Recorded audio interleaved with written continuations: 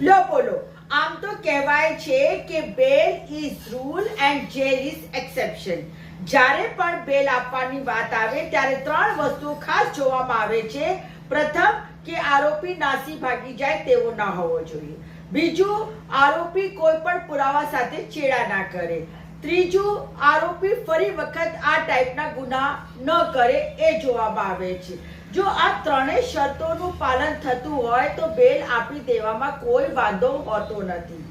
બીજી બાજુ સુપ્રીમ કોર્ટે કેટલાક જજમેન્ટમાં કીધું છે કે જ્યારે ટ્રાયલ ચાલવામાં વિલંબ થતી હોય, કાં તો ટ્રાયલ શરૂ ના થઈ હોય અને ઘણો લાંબો સમય થશે ટ્રાયલ પૂરી થવામાં, તો એવા સંજોગોમાં ઇવન યુએપીએ જેવા કાયદા હેઠળ કે જેને આપણે ડ્રેકોનિયન લો કહીએ છીએ તેની અંદર પણ બેલ આપી દેવી જોઈએ.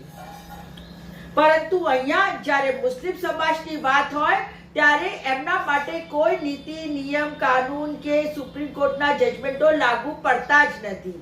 આપણે જોયું કે ઉમર ખાલિદ અને શર્જીલ ઇમામ જેવા જે મુસ્લિમ યુવાનો હતા તેમને દિલ્હી દંગાના નામે એમની સામે યુએપીએ લગાવીને છેલ્લા 5 વર્ષથી જામીન આપવામાં નથી આવતા અને તેઓને જેલમાં ગોંધી રાખવામાં આવેલા છે.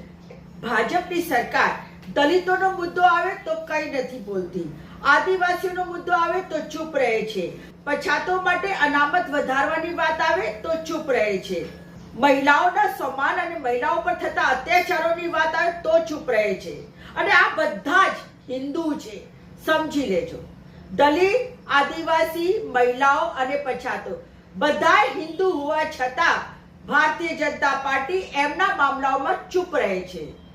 અને પછી તો આ તો મુસ્લિમ છે, ઉમર ખાલિદ હોય, શર્જીલ ઇમાન હોય, એવા બધા યુવાનો, તો એમના માટે તો અત્યાચાર, અન્યાય તો સરકાર પોતે જ કરતી હોય છે. પરંતુ સાહેબ, એક દિવસ દરેક અત્યાચારનો અંત આવે છે, દરેક તાનાશાહનો અંત આવે છે. અને એવું નથી કે તમે અમરપટ્ટો લખાવીને આવ્યા છો, તમે 240 ઉપર જ ટકેલા છો. 400 પારના તમારા નારાઓ હતા. એટલે જ માપમાં રહેવાનું, ભવિષ્યમાં તમે ઘરે જવાના જ છો. એ બિહારની ચૂંટણી આવશે તો તમને ખબર પડી જશે. ભલે ને ગમે તેટલી લાણીઓ કરો, ત્યાં કડવું છે પણ સાચું છે.